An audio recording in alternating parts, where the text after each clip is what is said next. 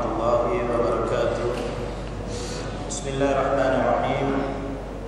Alhamdulillahilladzi arsala rasulahu bil huda wa dinil haqq liyuzhhirahu 'ala din kulli walau karihal musyrikun.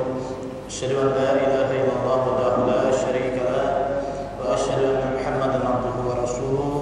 Allahumma shalli wa sallim wa barik ala habibina wa syafi'ina wa zikrina wa maulana Muhammadin wa ala alihi wa sahbihi wa man sara ala nahjihi wajahada bijihadil yawmiddin, amma ba'd. Qala rabbi shrah li sadri wa yassir li amri wahlul 'uqdatam min lisani yafqahu qawli. Ba'da qala Allah subhanahu wa ta'ala subhanaka la ilma lana illa ma 'allamtana innaka antal alimul hakim wa la haula wa la quwwata illa billahil 'aliyyil 'azim, amma ba'd. Yang saya hormati Tuan Pengurusi Masjid, yang dimuliakan Imam Masjid, Ustaz, sahabat saya Ustaz Samsul, EJK Masjid, dan hadirin hadirat yang dirahmati Allah Subhanahu wa taala.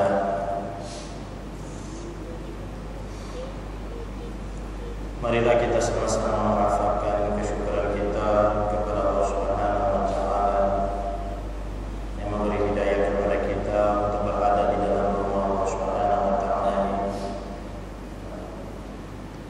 di mana Allah Subhanahu wa taala tidak pernah lupa untuk mencurahkan nikmat kasih sayang ke atas diri kita.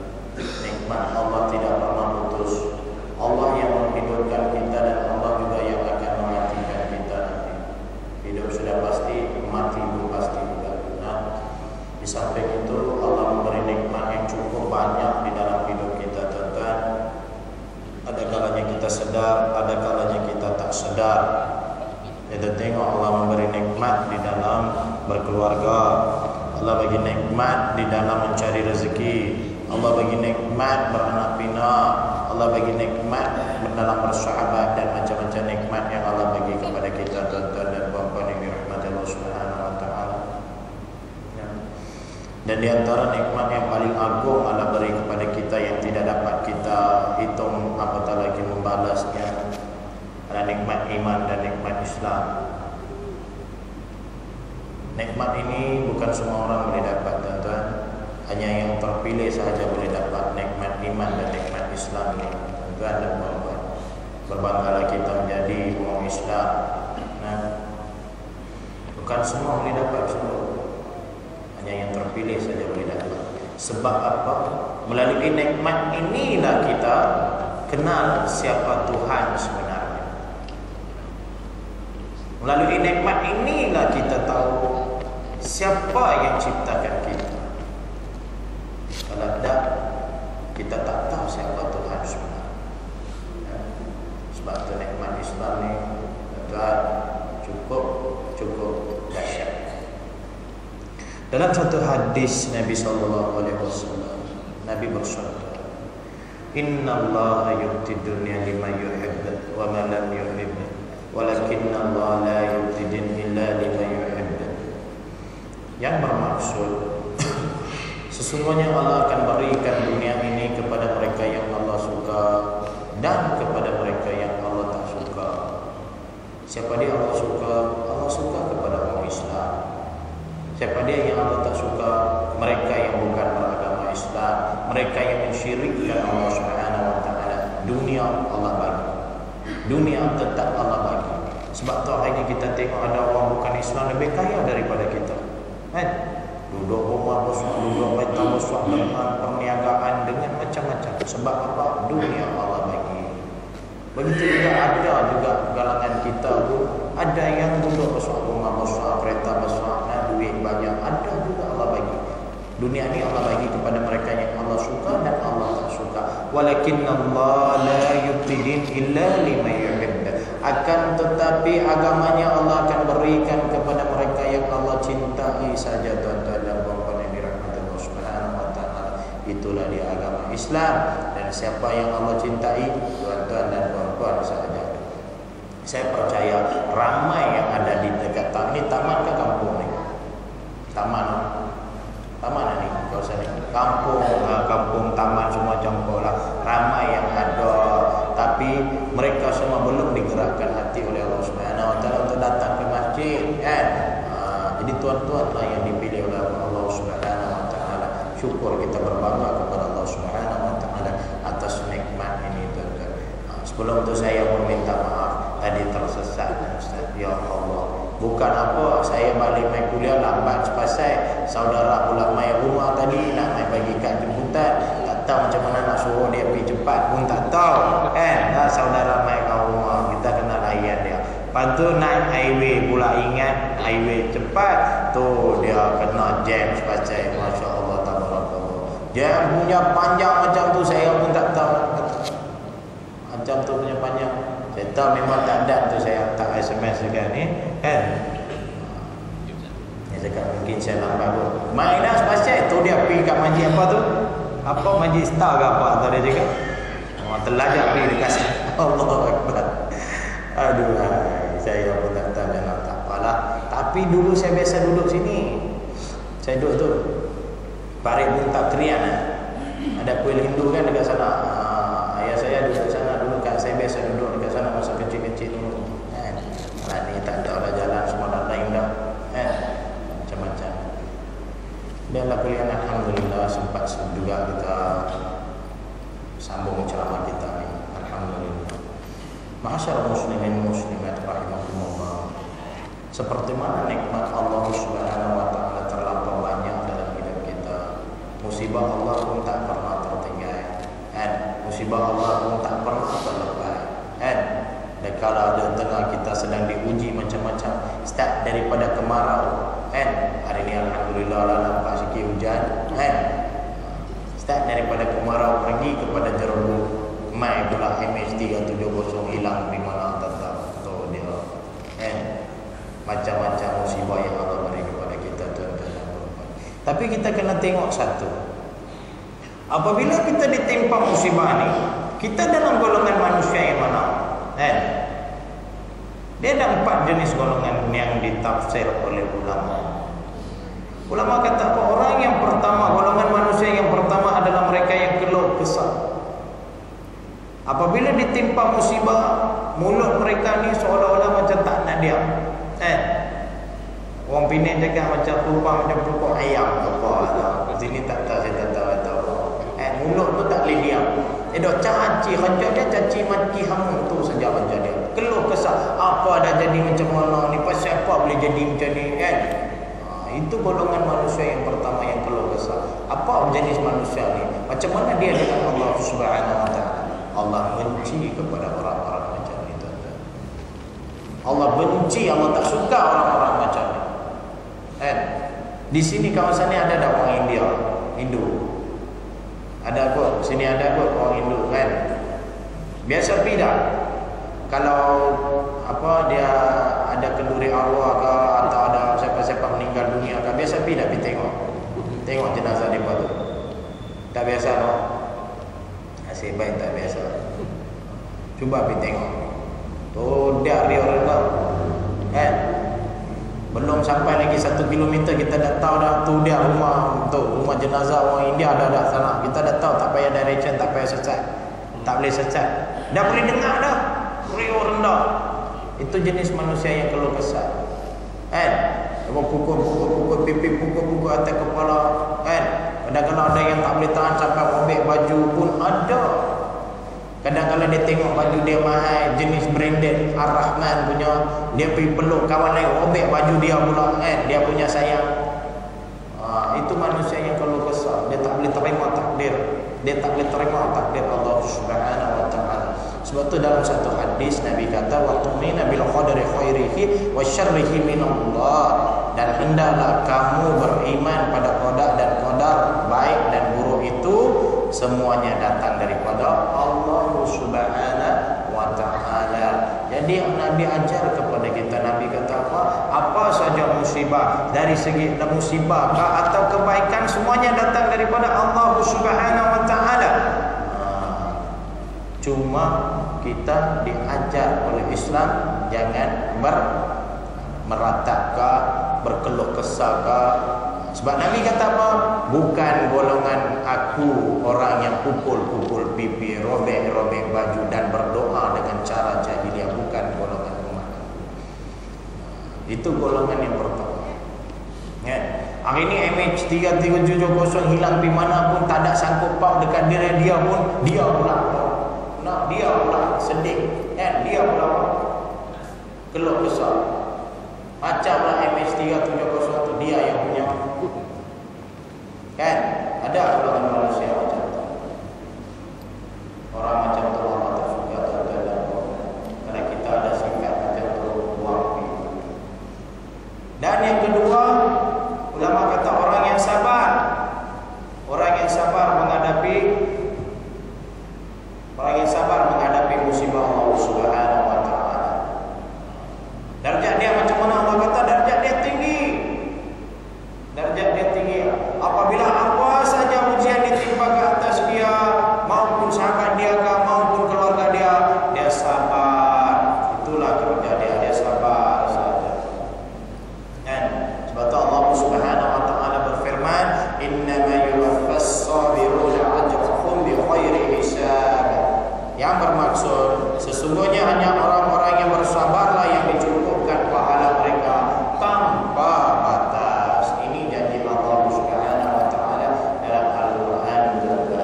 Jadi Allah kata pada orang itu dia sabar, maka Allah akan berikan pahala yang tak terhingga ke atas dia. Kita sabar tak sabar? Cuba kita fikir. Ada seorang makcik leha, ada seorang makcik nama dia leha. Dia main jumpa saya betul. Dia main dengan saya, Ustaz, suami saya ni asyik-asyik sejak nikah sampai ke hari ni kabinet saya dah tua dah, dah menjadi veteran dah.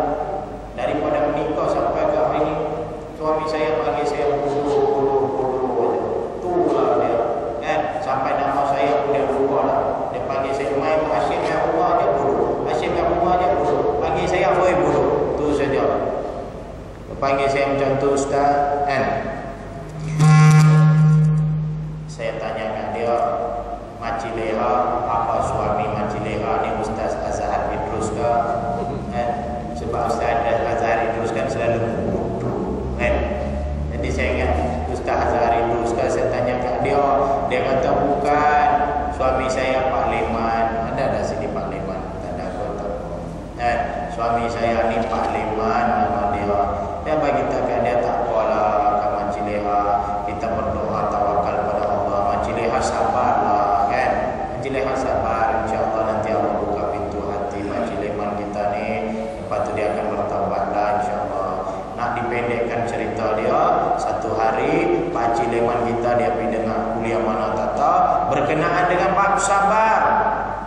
Dia mengaji bab sabar. Bila ustaz itu mengajar kepada dia, dia tersentuh hati. Ya Allah, selama ni aku maki isteri aku sudah bodoh kan. Aku tidak mempunyai sifat kesabaran. Dia balik rumah, dia panggil isteri dia, Leha, Aisyah, makcik Leha kita ni pun dah ingat habis dah ini.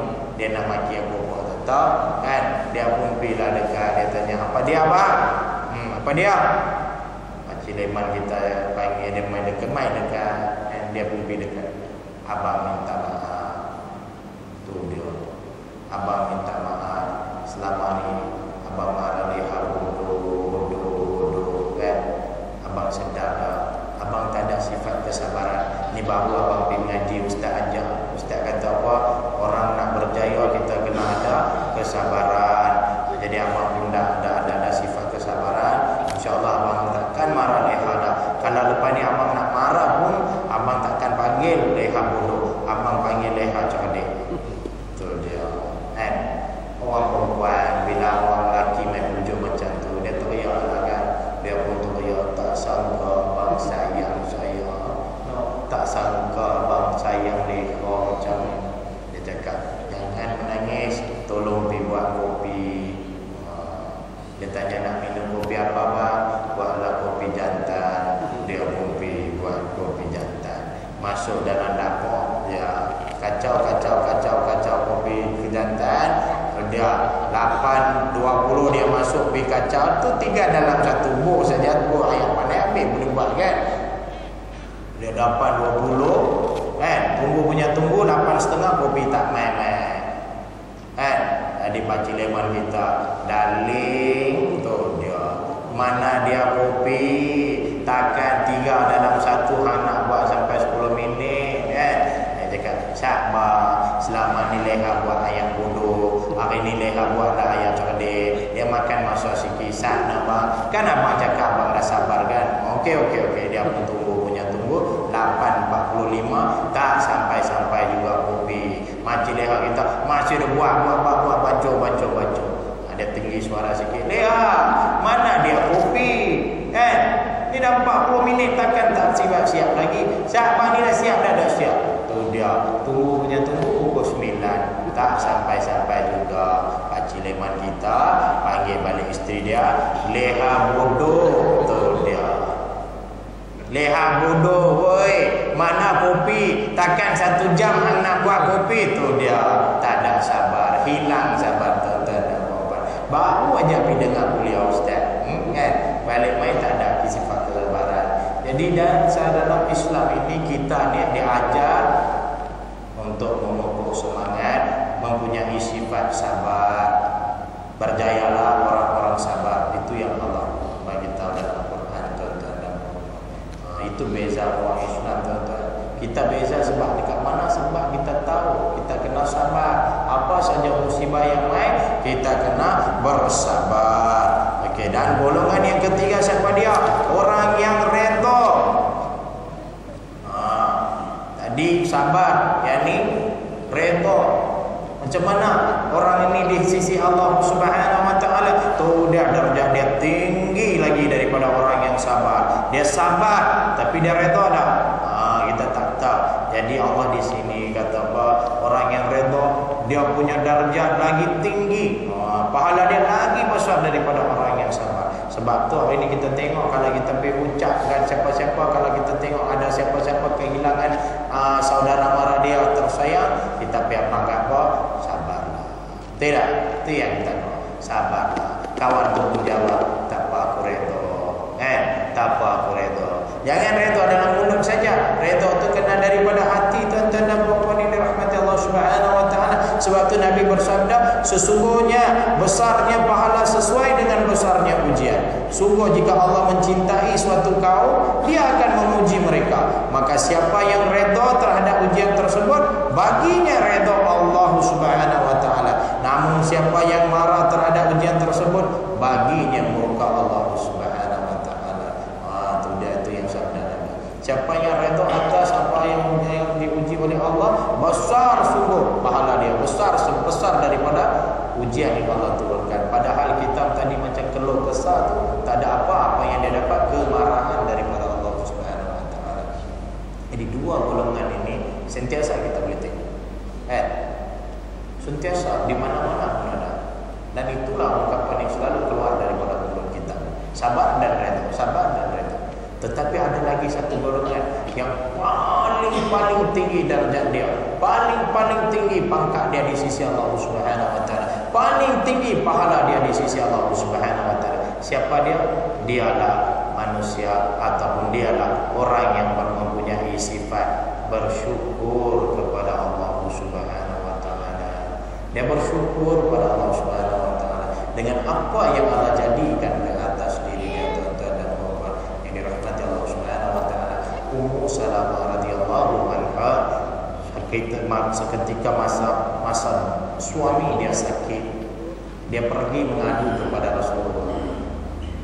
Dia pergi mengadu kepada Rasulullah, wahai Rasulullah, suami aku sakit tenat, tak boleh bangun daripada tempat tidur, macam mana nak buat ni?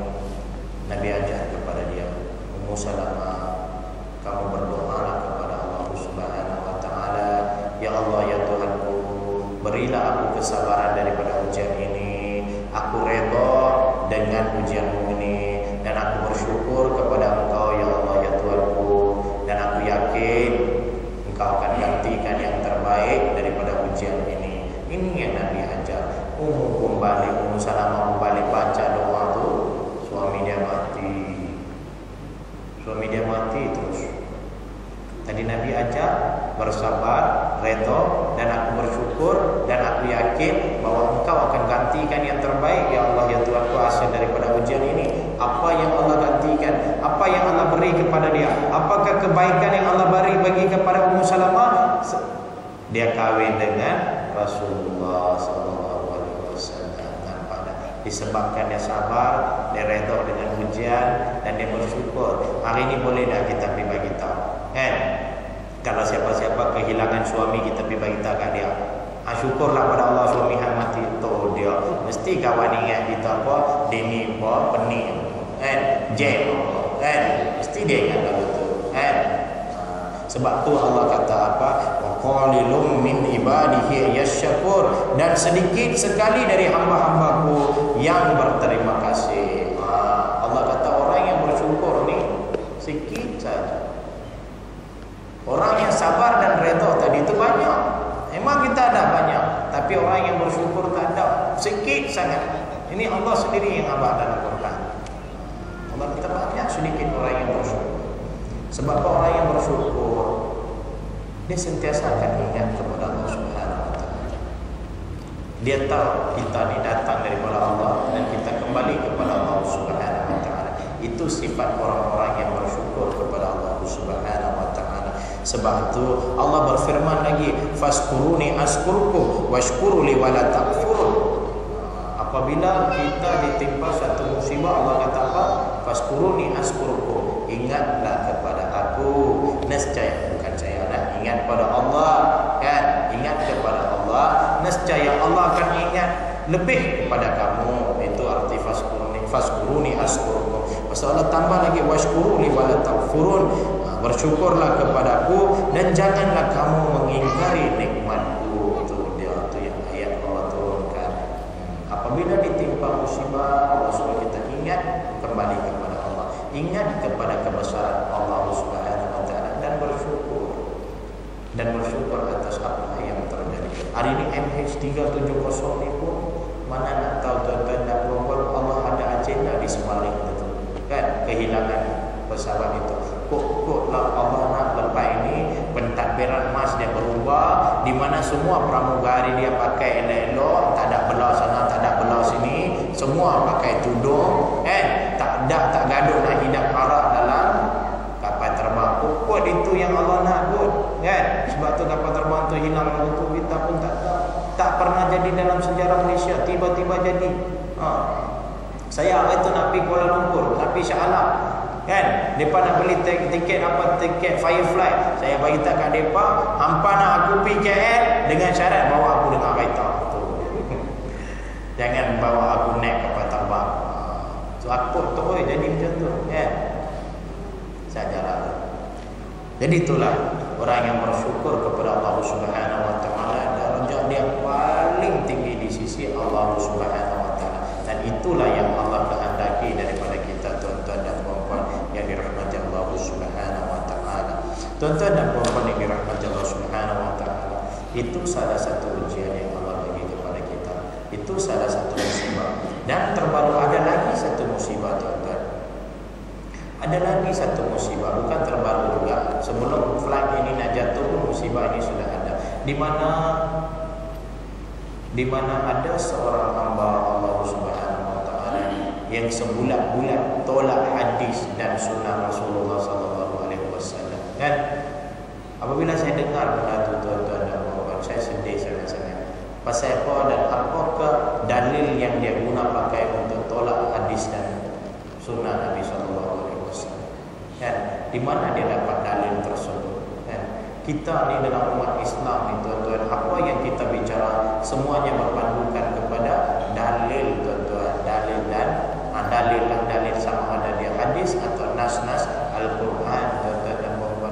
Jadi di mana dia mencari dalil mengatakan bahawa nak sunnah Nabi itu tidak pernah ada, kita yang saja buat-buat reka. Sebab lepas tu dia cakap bahawa hadis Nabi pun tak ada, kita yang kita yang taksub sama terhadap Nabi Muhammad sallallahu alaihi wasallam.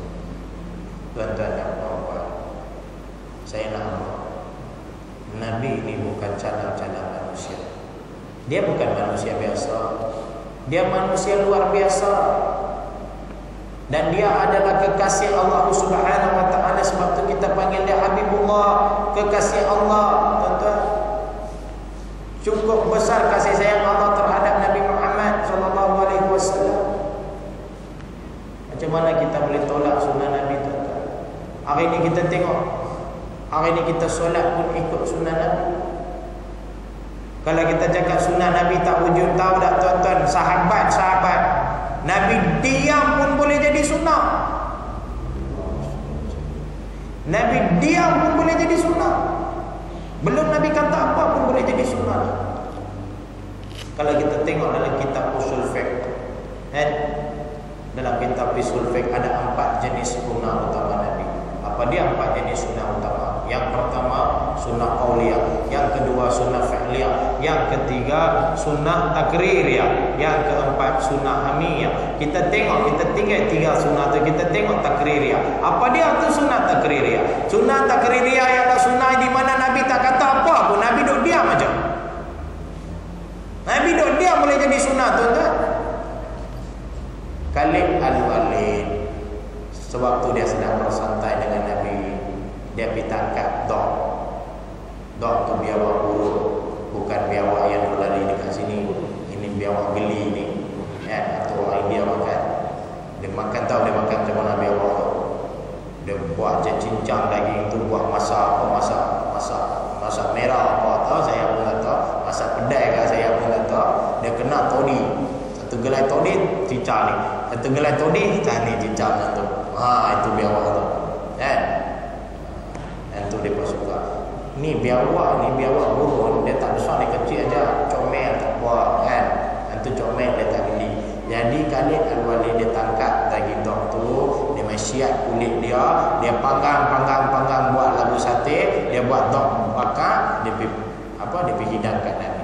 Nabi tengok biawak tu, Nabi geli. Nabi tolak, tak mau kan. Lepas tu Khalid Al-Walid dia makan pula daging tu. Dia makan. Nabi tengok, Nabi tak kata apa.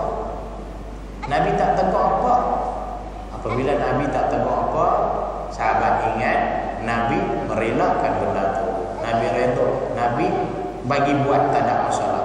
Jadi itu salah satu sunnah takririyah, tuan-tuan dan puan-puan. Tengok Nabi diam pun boleh jadi sunnah, tuan-tuan. Sebab tu apa ni apa? Daging tu memang paling laku dekat Mesir semua. Sahabat saya balik ke Mesir tu, dia ambil buku dalam beg. Mai-mai sini kena dekat immigration, buka semua, lari dekat lapangan terbang. Betul dia kata. Sampai jadi makanan favorite dekat Mesir. Yang kedua, insiden kedua tu, peristiwa kedua, Sayyidina Abu Bakar dia panggil semua sahabat. Dia abang ke sahabatnya, dia kata, harta perang semua ambil kat kita. Harta tawanan perang semua ambil kat kita. Baju besi mereka ke, perisai mereka ke, pedang mereka, semua kita boleh ambil. Tak ada masalah. Bila Nabi dengar, Nabi ada sebelah saja. Nabi diam. Nabi tak tegur. Apabila Nabi tak tegur, mereka ingat Nabi merelakan benda tu. Nabi bagi izin untuk mereka. Itulah sunnah takririyah. Tengok sahabat, macam mana dia letak Nabi di satu tempat yang paling tinggi. Nabi diam pun boleh jadi sunnah. Habis kawan ni kata sunnah tak pernah wujud. Macam mana dia kata sunnah tak pernah wujud? Ada tak dia belik semua kita? Ada dia belajar semua kita? Tak ada.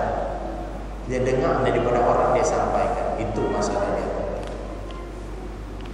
Kalau kita tengok dalam Madakhal Syariah Al-Islami, adalah kita tengok dalam kitab itu, macam mana Al-Quran menetapkan hukum, tuan-tuan.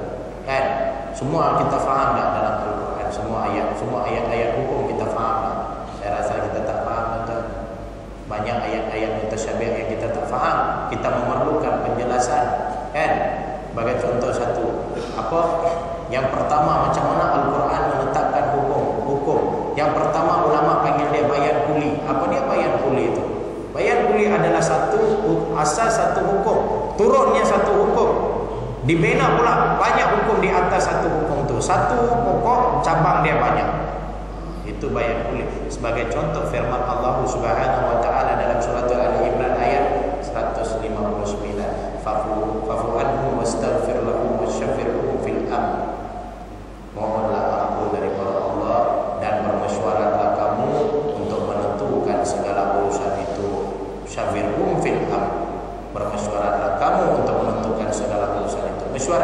mesyuarat. Esok kita nak bermesyuarat Korea, anak Korea di sini kan. Jadi kita buat apa? Kita bermesyuarat. Esok kawan tu ada kenduri kan, nak buat gotong royong. Macam mana nak buat gotong royong? Kita bermesyuarat dulu kan. Esok nak berperang kan, nak berperang dengan Syria ke dengan apa. Jadi nak buat strategi, buat apa? Perang pula, buat mesyuarat. Jadi ulama letakkan mesyuarat itu. Ambil satu ayat dia buat hukum banyak. Itu bayan kuli. Lepas tu pergi kepada bayan ijmali. Bayan ijmali adalah satu hukum yang Allah turunkan, tak gaduh nak buat apa, tak gaduh nak kurang, tak gaduh nak tambah. Sebagai contoh Allah Subhanahu wa taala berfirman, lelaki dan perempuan yang berzina sebatlah mereka 100 kali. Itu hukum turun seketai macam tu. Dia tak boleh 99 kali, tak boleh 101 kali. 100 kali itulah dia 100 kali. Itu bayan ijmali, memang seketai hukum itu. Dan kita tengok bayan tafsili pula. Ini yang kita kena tengok. Bayan tafsili, hukum ni turun seketul, tapi kita memerlukan penjelasan. Sebagai contoh, ayat paling popular, aqimus solat wa atuz zakat. Tidak, wa aqimus solat wa atuz zakat. Dan dirikanlah sembahyang dan keluarkanlah zakat. Ada dah Allah ajar kepada kita subuh berapa rakaat, zuhur berapa rakaat, asar berapa rakaat, maghrib berapa rakaat, isya berapa rakaat. Ada dah Allah ajar kepada kita? Tak ada. Jadi hari ini kita solat, kita berpandukan siapa? Kita berpandukan Nabi, tuan-tuan. Sallu kama ra'aitumuni usolli. Sembahyanglah kamu sebagaimana kamu melihat aku sembahyang. Jadi hari ini kita sembahyang ikut Nabi. Kalau macam tu, macam mana kita boleh tolak sunnah Nabi? Macam mana kita boleh tolak hadis Nabi sallallahu alaihi wasallam? Tuan-tuan dan puan-puan yang dirahmati Allah Subhanahu wa taala. Kan? Sayang, sungguh sayang. Kan? Kejahilan dia tak tahu, dia pening. Kan? Kita doalah moga-moga Allah bukakan pintu hati dia, tuan-tuan dan puan-puan yang dirahmati Allah Subhanahu wa taala. Tuan-tuan dan puan-puan, hari ini kita duduk senang lenang di muka bumi Malaysia ni. Hari ini kita boleh keluar dah. Hari ini kita boleh pergi beli barang, boleh balik dengan selamat. Pasal apa, tuan-tuan? Pasal apa? Pasal Nabi, tuan-tuan. Dia dah berperang habis untuk kita. Hari ini kita duduk senang. Dia dah hapuskan semua musuh-musuh Islam. Hari ini kita senang. Keberatan itu semua ambil kat Nabi, supaya Nabi nak kita duduk senang, supaya kita nak duduk senang. Orang kafir buat macam-macam kepada Nabi.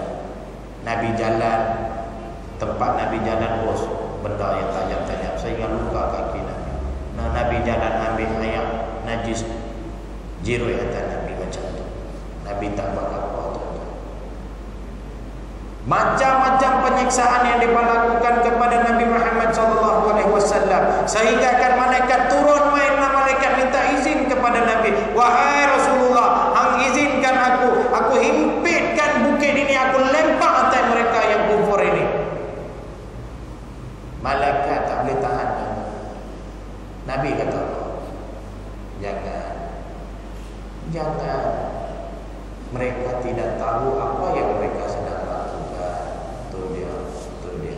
Kalau saya macam tu, saya izinkan dekat malaikat, hang jangan berdua, hang ambil mai 10 pun tak apa, lempar atas mereka biar padat muka mereka. Kalau saya tu kan, ni tabung dah keluar nak. Alhamdulillah. Silakan tuan-tuan. Ini apa orang panggil? Saham akhirat kan? Saham akhirat. Betul sungguh saham akhirat.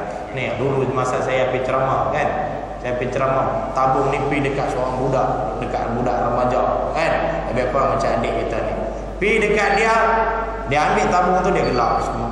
Dia senyum saja dekat tabung tu kan. Saya pun jadi pening. Pasal apa dia senyum? Saya pergi dekat dia, saya tanya, adik, awak hang pegang tabung tu, hang senyum saja. Dia kata, ustaz, saya tak ada duit nak bu.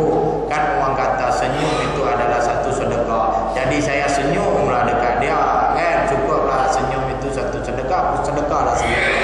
Tu dia pandainya budak tu kan. Kita jangan kata tuan-tuan kan, masjid kita Nabi kata sedekah itu tidak mengurangi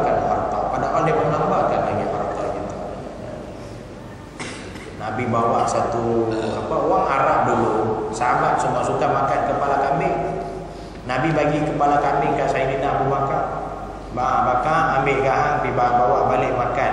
Dia pun dapat kepala kambing, dia punya syok nak buat kari kepala kambing, dia pun pergi dekat rumah dia nak masak. Elok belum sampai kat rumah dia, jiran dia terkeluar. Bila jiran dia keluar, dia sedekahkan kambing itu, kepala kambing itu kepada jiran dia. Jiran dia pun benar syok nak pergi masak kepala kambing. Elok dia nak pergi, kawan dia pula main. Dia bagi pula sedekah pula dekat kawan dia. Macam itulah kepala kambing itu pusing satu kota muka. Kawan tu sedekah sana, kawan tu sedekah ni, sedekah. Lain-lain kepala kambing itu pusing balik main kan Sayyidina Abu Bakar. Itulah tuan-tuan sedekah.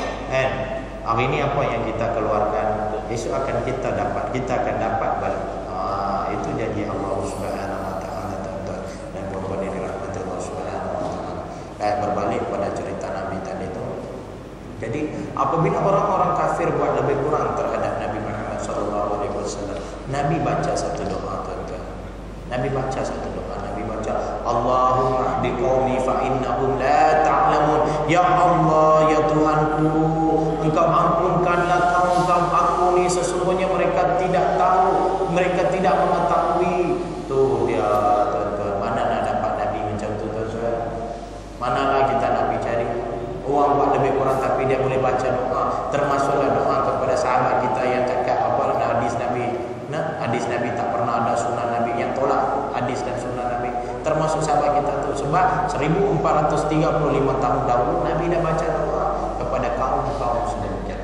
Sebab tu hari ini pun dia selamat lagi, tuan-tuan dan puan-puan yang dirahmati Allah Subhanahu wa taala. Nabi kita jangan main-main, tuan-tuan. Saya kenal Islam disebabkan insan yang bernama Muhammad bin Abdullah ni, tuan-tuan. Saya lahir bukan Islam. Saya lahir sebagai seorang Hindu, anak kepada seorang Tok Sami Hindu. Tok Sami. Sebab tu Krian dulu saya biasa duduk, ada kuil Hindu dekat sana. Saya biasa duduk kecil-kecil. Ayah saya mai kerja di sana. Ketua Tok Sami, tuan-tuan. Tok Sami biasa selalu duduk dekat kuil. Ayah saya ni ketua kepada mereka. Upacara-upacara besar baru ayah saya dipanggil. Macam tu punya. Kira lebih kurang macam mufti dulu lah. Lebih kurang macam tu. Ayah saya anak kepada dia. Kami satu keluarga, warisan semuanya daripada golongan Sami. Datuk saya didatangkan daripada India ke Malaysia. Sebab zaman penjajahan Jepun, orang-orang India duduk di sini daripada buat kuil tapi tak ada Sami di kuil, tak ada siapa nama jaga kuil tu. Jadi mereka bawa main datuk saya. Datuk saya adalah Sami pertama yang datang ke Penang. Itu dia keluarga saya macam tu. Dan ayah saya pun seorang Sami. Datuk ajar kepada ayah, ayah ajar kepada saya. Saya pun dulu Tok Sami juga. Masa saya kecil-kecil dulu. Ni besar dah. Tu dia, tapi bukan Tok Sami dah ni. Tu. Anak kepada seorang Tok Sami, duduk di dalam kuil sentiasa baca mantra saja yang ayah saya ajar kepada saya, tuan-tuan. Ayah saya ajar saya mantra. Ya, alhamdulillah satu pun saya tak ingat. Bukan saya tak ingat lah ni, masa tu pun tak ingat dah. Tak masuk, tak masuk. Duduk dengan ayah saya di kuil, jadi imam nombor 2. Tu dia. Ayah saya imam Hindu nombor 1, saya imam nombor 2. Kan? Ayah saya baca doa, saya bagi dia api. Ambil berkat daripada tokoh. Saya bawa api itu pergi bagi dekat jemaah, itu kerja saya. Kan? Kadang-kadang ayah saya dia tak berapa sihat, saya yang pergi masuk dalam bersihkan tokong tu, bagi mandi tokong. Tokong kena mandi. Hari-hari kena mandi. Saya yang mandikan tokong tu dia. Mula dengan air biasa, lepas tu buah ayam mawar, lepas tu buah ayam putih, dia pakai putih tu, lepas tu mandi lagi sekali, apa tu buah kunyit tu dia masuk ambil semua. Itulah kami buat. Lepas tu ambil pisang penyet satu macam, jadi apa tak tahu, buah pisang tu buat dia tu dia semua dah habis, hias dia, make up dia cantik-cantik, buah bedak semua dekat toko. Tu dia. Itulah kerja saya dulu, tuan-tuan. anak kepada seorang tua suami. Perkara pertama saya tak boleh terima dalam ajaran Hindu saya dulu tuan-tuan, walaupun saya anak tua suami, adalah sembah berhala. Di mana ada dalil mengatakan berhala inilah Tuhan. Dalam Hindu pun tak ada tuan-tuan. Tak ada sebenarnya. Kalau kita buka kitab Veda, di sana diceritakan Tuhan tidak punya rupa. Masalahnya tidak ada seorang India pun faham kitab Veda. Itu dia masalah dia. Dan tidak ada seorang India pun, saya rasa majoriti 90% semua tak pernah baca Veda. Itu masalah dia. Di situlah punca dia. Di situ punca dia. Jadi macam mana berhala ni wujud? Mereka tengok mereka ada muka, kan? Sentuh tengok aku ada muka. Jadi mereka buatlah, ukirlah muka. Kita muka satu, Tuhan dia luar biasa. Dia tak boleh ada muka satu. Tu dia buat muka banyak. Pelambang muka dia. Sebab Tuhan luar biasa. Dia pegang tengok dia ada tangan. Jadi dia buat tangan kepada Tuhan dia. Lepas tu dia kata apa? Aku tangan satu, Tuhan tak boleh ada tangan satu. Dia luar biasa. Tu dia tangan dia banyak-banyak. Kan? Belah sini tangan banyak, belah sini pun tangan banyak, muka pun banyak. Yang pelik kaki tetap dua saja. Awak kaki tak berbanyak. Kan? Pandai dia, kan? Kelentong pula dia kena juga. Kan? Kan tu saya tak boleh terima tuan-tuan dan puan-puan yang dirahmati Allah Subhanahu wa taala. Saya tanya ayah saya pun tak boleh jawab. Tuan-tuan dan puan-puan tahu tak, kalau kucing pula. Tikui kalau masuk rumah kita buat apa? Kita tangkap dia, kita buat perangkap kat dia, kita buat racun kat dia, betul tak? Kita ambil dia, kita bunuh dia, kita buang dia pergi jauh-jauh, betul tak? Itu tikui, geli, pengotak tikui. Di India ada satu kuil lebih besar daripada masjid ni. Mereka buat satu kuil, puja tikui. Puja tikui tuan-tuan. Pagi-pagi bawa satu balang penuh susu dengan makanan.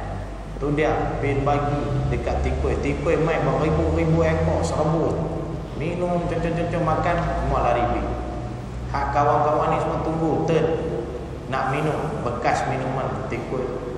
Nak ambil berkat daripada Tuhan. Tikui pun boleh jadi Tuhan tu. Hak Tok Sami dia lagi bagus. Kan? Dia ambil makanan, dia makan sikit, dia suap sikit kat tikui. Dia makan sikit, dia suap sikit kat tikui. Tengok dalam internet. Cuba type tengok dalam internet. Saya tak bohong. Pasal apa? Pasal orang Hindu kata semuanya adalah Tuhan. Dia kata semua adalah Tuhan. Sebab tu ini matahari, bulan, bintang, laut, angin, lembu, tikui, ulang dia, ulang pokok pun jadi Tuhan. Semua jadi Tuhan. Sebab dia kata semuanya adalah Tuhan. Tapi kita cakap apa tuan-tuan? Orang Islam kata semuanya adalah milik Tuhan. Di situ kita berbeza. Mereka cakap semua itu Tuhan, kita cakap bukan, semua itu adalah milik Tuhan. Itu beza tuan-tuan. Sebab tu Allah sayang kepada kita. Sebab kita tahu siapa dia Tuhan. Jadi itu kepercayaan karun yang mereka percaya sampai ke hari ini tuan-tuan. Yang tu semua saya langsung tak boleh terima. Setiap kali saya tidur saya akan berfikir pasal apa boleh jadi macam ni. Saya rasa apa yang saya sembah ni bukan betul. Saya tuan-tuan walaupun anak Tok Sami, walaupun saya anak Tok Sami, saya pun pergi kuil nak sembahyang kan dengan kawan-kawan saya. Hari Jumaat kalau kena pergi kuil, kena pergi sembahyang. Saya pergi kuil untuk apa tuan-tuan? Nak sembahyang kan? Hampir 90% orang India pergi kuil. Yang bukan tua-tua lah, yang muda-muda pergi kuil. Bukan apa, saya sendiri pun pergi kuil untuk mengorat perempuan saja.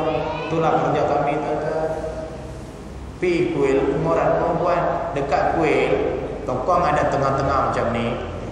Orang lelaki di sini, orang perempuan di sini. Kan? Jadi semua kena sembah macam ni. Tapi kami tak ada macam tu. Kami tak tengok tokong, kami tengok ni. Bertentangan mata. Perempuan lelaki, tu dia. Saya sambil macam ni, kan? Tokong tak tengok. Ketuk dekat kawan saya. Dia cakap tu, tengok sari warna merah tu. Punya cantik, kan? Kawan saya kata, tengok dia, tengok belakang dia asari warna hijau tu punya lagi cantik. Tu dia. Itulah kerja kami dulu. Lagi satu geng saya, kawan-kawan saya duduk luar. Duduk kat luar curi kasut. Itulah kerja kami dulu, tuan-tuan dan puan-puan yang dirahmati Allah Subhanahu wa taala. Tiada keimanan. Sebab apa? Kami bukan sembah Tuhan yang betul. Kita tak tahu siapa pencipta. Semuanya datang daripada kepala otak kita. Semuanya datang daripada kepala otak kita. Itu yang jadi masalah. Jadi saya ambil kesempatan itu. Saya keluar apabila jiwa saya ini jadi mengacau. Saya keluar, saya nak mencari kebenaran. Saya pergi masuk agama Buddha, tuan-tuan.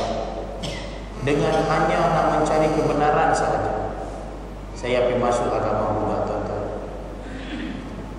Saya duduk berzikir bersama-sama dengan golongan orang-orang Buddha. Hari ini kalau tak pergi kelas berzikir Buddha, minggu depan kalau saya pergi, Tok Sami dia kenal suruh. Dia panggil saya, semoga mai sini. Saya selalu duduk hujung. Dia boleh panggil saya. Saya pergi dekat dia. Dia tanya saya, semoga pasal apa minggu sudah lu tak mari?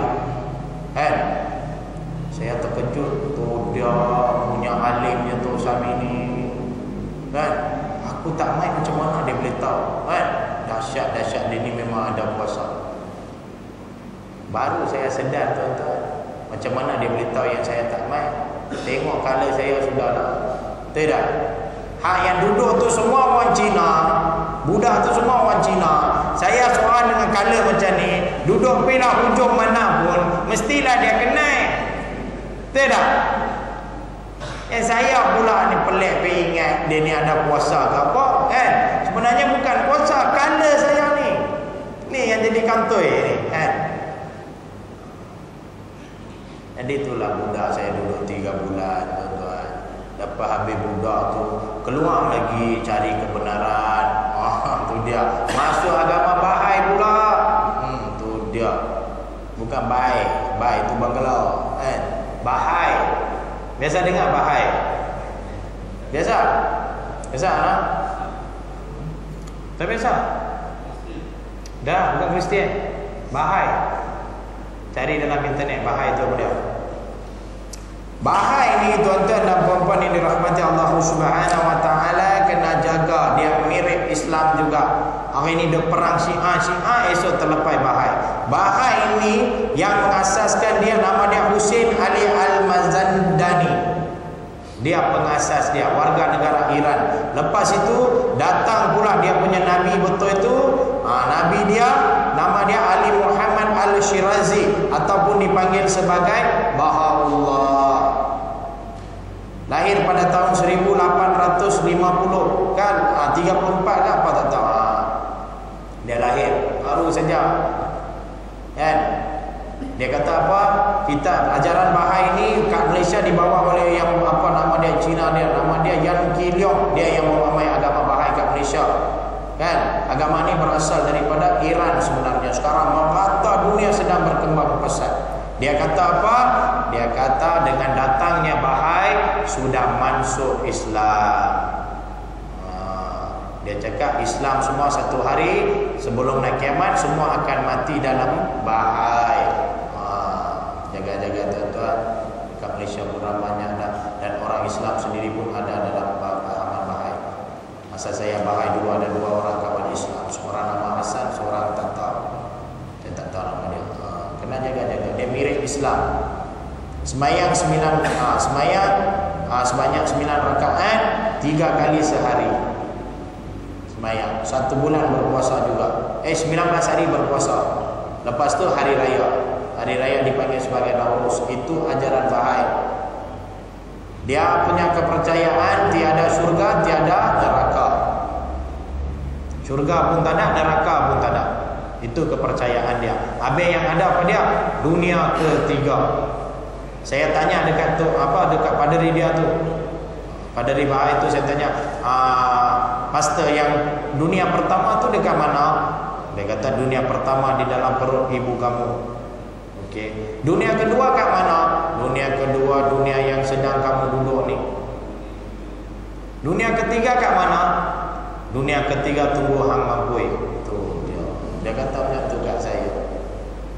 Pasal apa pula? Dia cakap, "Halah, dunia ketiga ada atas tu. Tunggu hang mati baru hang boleh pergi sana." Oh, macam tu. Macam mana dunia tu? Dia dunia tu punya cantik. Kalau Tuhan buka sikit saja tu